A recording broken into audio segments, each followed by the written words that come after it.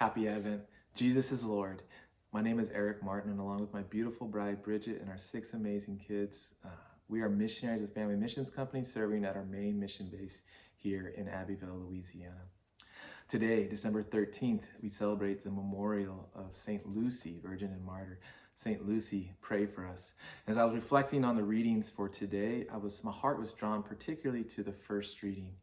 And in that, the lines that caught my eye was that those lines where it says, she hears no voice, accepts no correction. In the Lord, she has not trusted. To her God, she has not drawn near. We find this in that first reading from Zephaniah chapter 3, verses 1 and 2 and 9 through 13. And as I was praying more about that, my heart kind of turned to Our Lady and just saw how she was like an opposite of these words, how she did trust in the Lord, how she did hear his voice, how she did draw near to him. And as I was further reflecting upon that and thinking about my own life and asking the Lord, where are the areas in my heart, in my life that I am not drawing near to, that I'm not hearing your voice, that I'm not receiving or open to your correction? And immediately my heart went to YouTube. Now, I don't spend hours upon hours on YouTube, but especially during this time of year, college football season here in America, that's a great temptation for me. And I find when I'm done with work, I'm tired, I just want to kind of veg out for a little bit, scroll through some highlights, check out what the latest political landscape is, see what Elon Musk is up to on Twitter. Right now, Deion Sanders coaching Colorado, getting recruits, setting up a coaching staff. All of these things are tempting me to spend probably more time than I need to on YouTube. And the Lord's inviting me, He's been asking me to pull back from that. And I find there's tension in my heart in that. Like, I want to have control of my free time. I want to have control, autonomy, if you will, of that time. And the Lord's inviting me to give that to Him. And as I've been praying about that more, I realize I'm probably not alone in that, oftentimes the Lord invites us to be Lord over every area of our life, over our finances, over our resources, over our talents, our treasures, our time.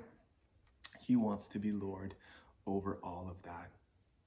And as I reflect, why is it, Lord, that I'm not surrendering that more to? It becomes just pride. I think I know what's best for my time. I think I want that selfishness of like, I want to keep this as for myself.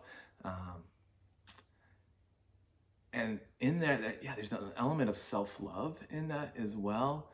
And again, I don't think I'm alone in that. So as I would continue reading on that first reading, I saw the lines that again kind of struck me like, for then I will remove from your midst the proud braggarts, and you shall no longer exalt yourself on my holy mountain. I will leave a remnant in your midst, a people humble and lowly, who shall take refuge in the name of the Lord. And again, my heart was turned towards Our Lady and reflecting on her fiat and that humble yes to the Lord, not fully understanding what was going to happen, what was going to be. Probably a little bit just afraid potentially of what to come. And the angel says, be not afraid, to speak truth into that. And she says yes to the Lord. She surrenders that fiat to Him.